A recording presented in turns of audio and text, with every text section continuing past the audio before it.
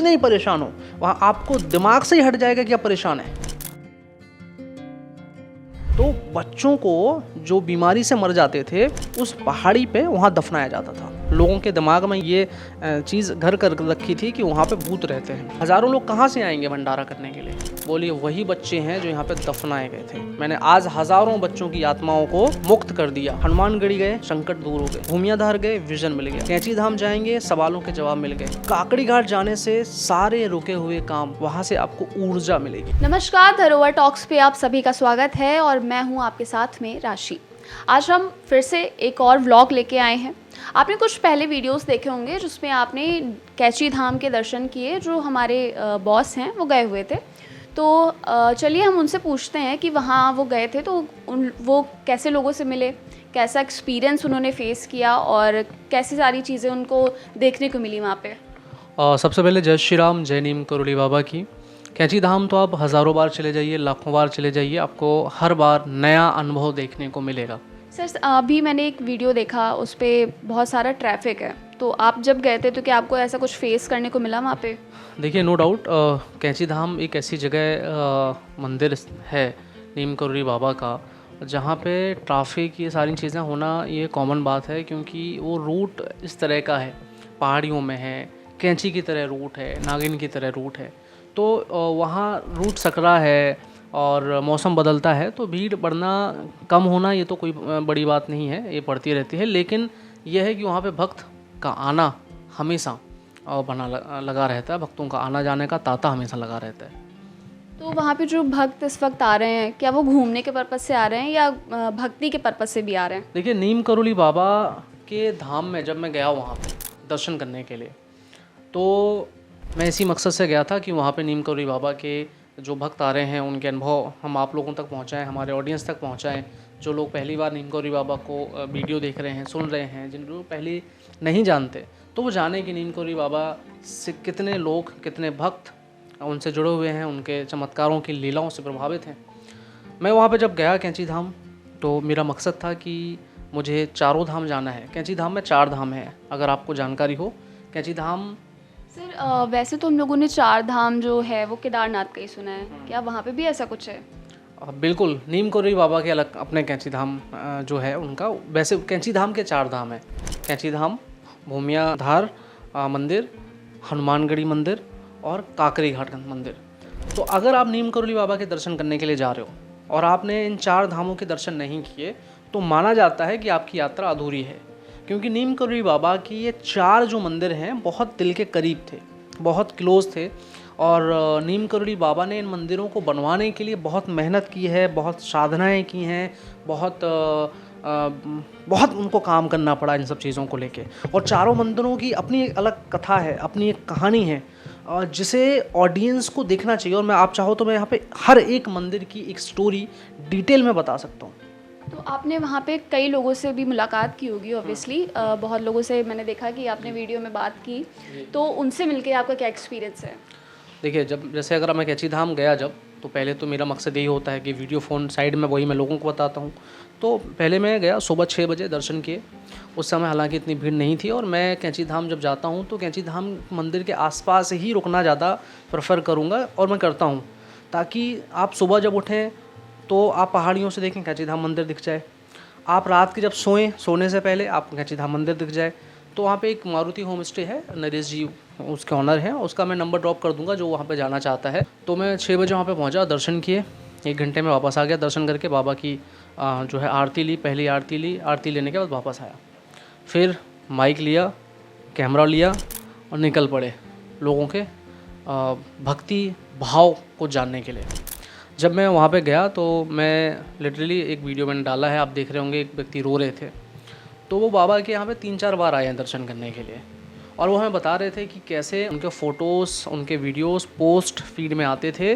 और मैं जो दिमाग में सोच रहा होता था उस समय, जिस तरह की परेशानी मेरे दिमाग में होती थी या जिस चीज़ से मैं सफल कर रहा था, लड़ाई लड़ रहा था, उसी तरह के पोस्टें मेरे सामने आती थीं। और बाबा कहते थे, तू चिंता मत कर, ये मुकदमा तू जीत जाएगा, उसकी तबीयत ठीक हो जाएगी, तू परेशान मत हो, अगले दिन कैंची धाम आ जा, कैंची धाम आने से तेरा कल्याण हो जाएगा। ऐसी चीज़ें वो देख रहे थे। उन्होंने बताया कि जब मैंने पहली बार ये देखा तो मुझे विश्वास नहीं हुआ। वो कैंची धाम आए, दर्शन किए, दर्शन करने के जब वो वापस गए तो उन्होंने बताया कि मेरी पत्नी की तबीयत बहुत ख़राब रहा करती थी, वो ठीक हो गई। मैं नौकरी से मैं बड़ा सफ़र कर रहा था, नौकरी मेरी चली गई थी और परिवार चलाने के लिए पैसे नहीं थे, नौकरी लग गई। और बाकी आप चीज़ें वीडियो में देख सकते हैं, उन्होंने डिटेल में नहीं बताया, लेकिन उनके आंसू बता रहे थे कि उन लोगों को बाबा से क्या मिला है, उनके आंसू ये बता रहे थे। और ऐसे कई लोग हैं जिनको बाबा ने जिनके ऊपर कृपा की है। सर, जो अभी आपने चार धाम की बात की, चार धाम है वहाँ पे कैची धाम में, तो उस पर क्या कहना है? मतलब कि चार धाम इस तरह से हैं कि कैंची धाम जब आप दर्शन करने के लिए जाते हो तो पहली तो आपकी इच्छा यही होती है कि आप बाबा के दर्शन करने जा रहे हो, आपको बाबा के दर्शन करने हैं, बाबा से आपका कनेक्शन अच्छा हो जाए, पहला तो यही है। लेकिन बहुत सारे ऐसे लोग हैं राशि जो बाबा के भक्त हैं और बाबा से कुछ चाहते हैं, वो चाहते हैं बाबा उनकी परेशानियां हल लें, वो चाहते हैं कि भैया नौकरी से परेशान है, नौकरी नहीं लगी हुई उनकी तो नौकरी लग जाए, कोई चाहता उनकी शादी नहीं, शादी से परेशान है, शादी हो जाए, कोई चाहता उनके व्यापार में उन्नति हो जाए।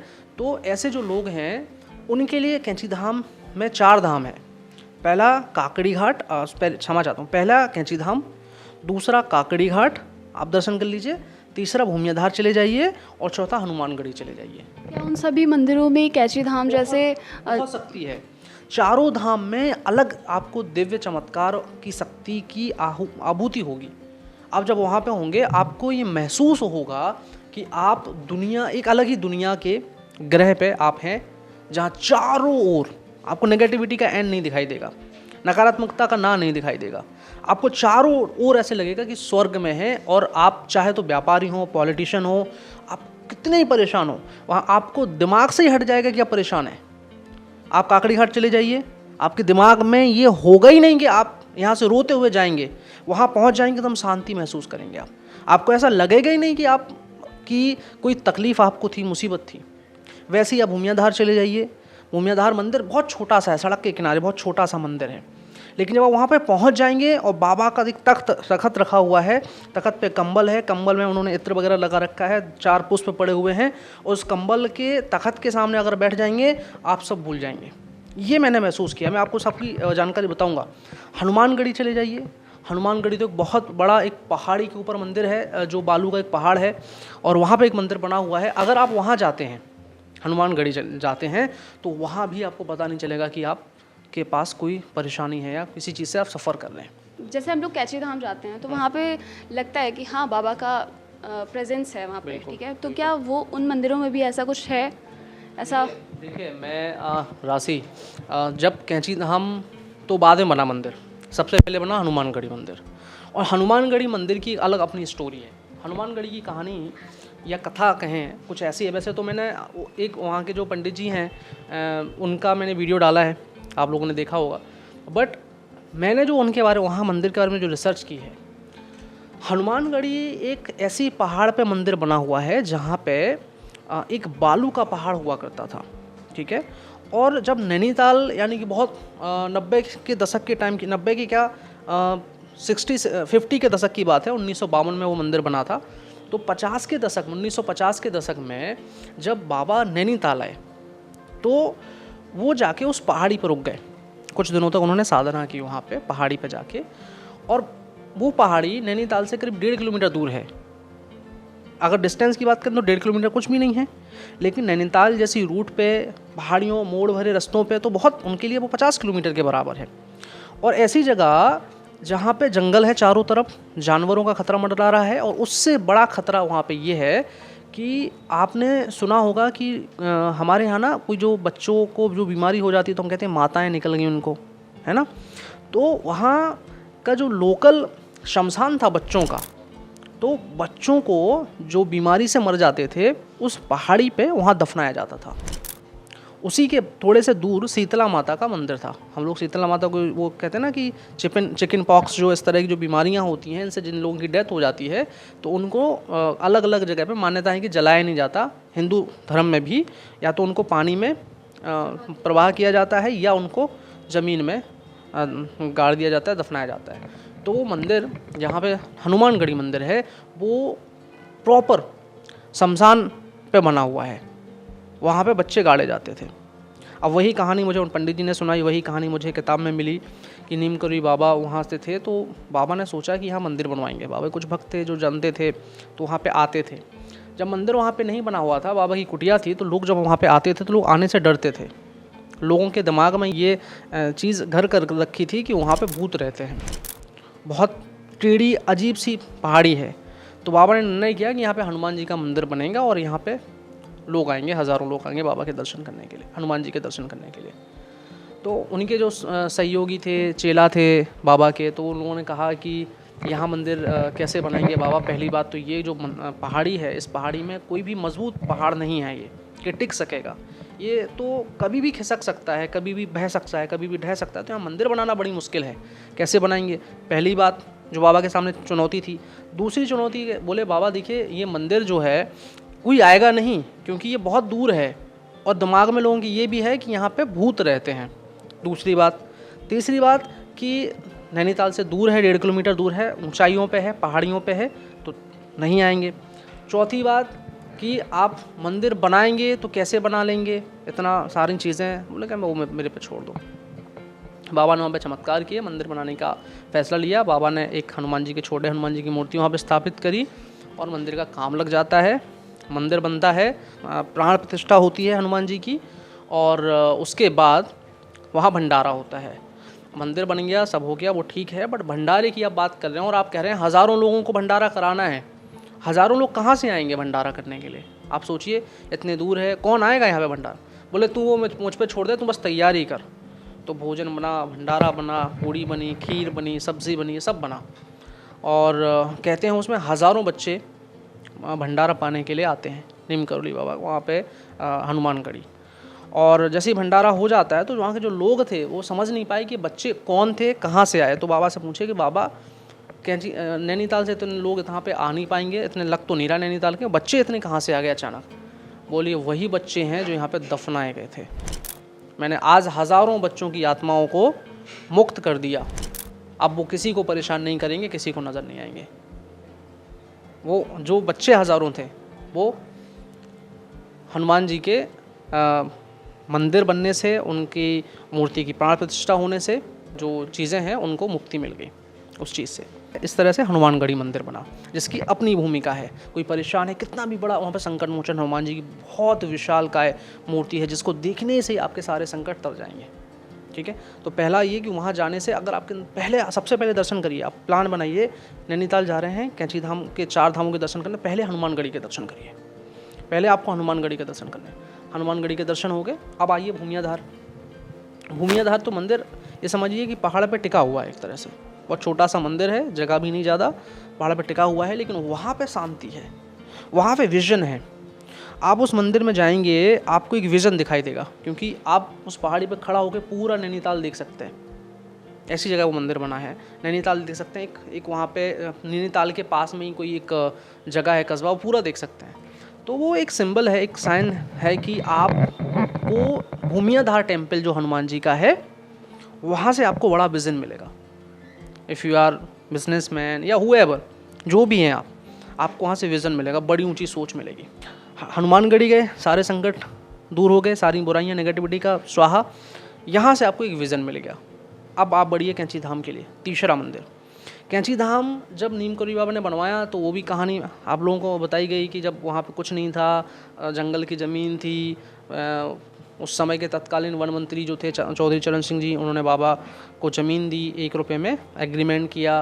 वो एक स्टोरी है, सब लोगों ने सुनी होगी।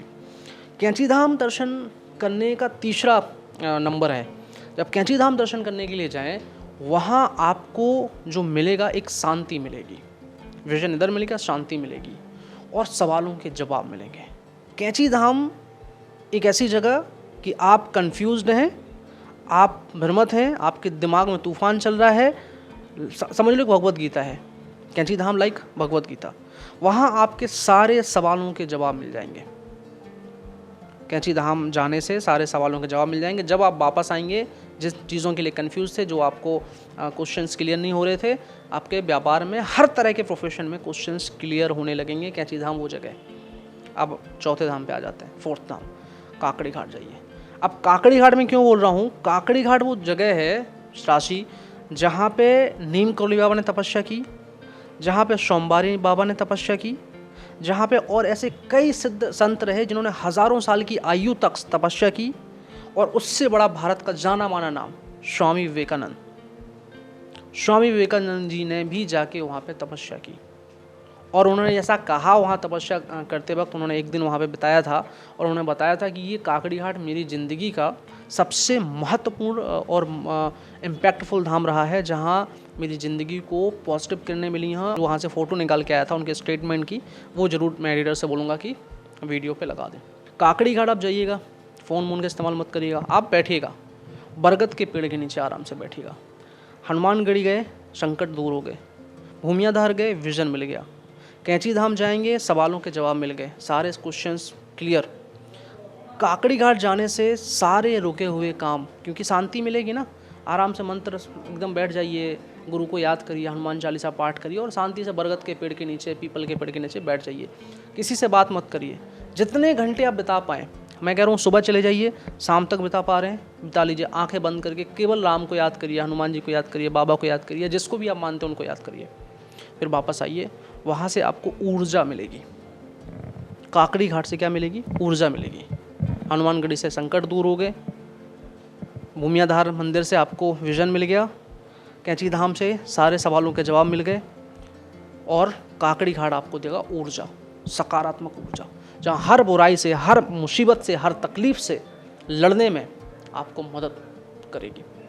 ये 4 धामों की शक्ति है जो मैंने आपको आज इस वीडियो में बताई है और किसी ने भी आपको आज तक नहीं बताई, क्योंकि मैं वही बताता हूँ जो रिसर्च करता हूँ।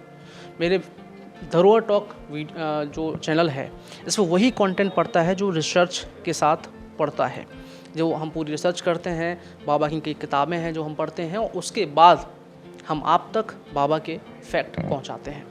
आज मैंने पहली बार 4 धाम के बारे में सुना।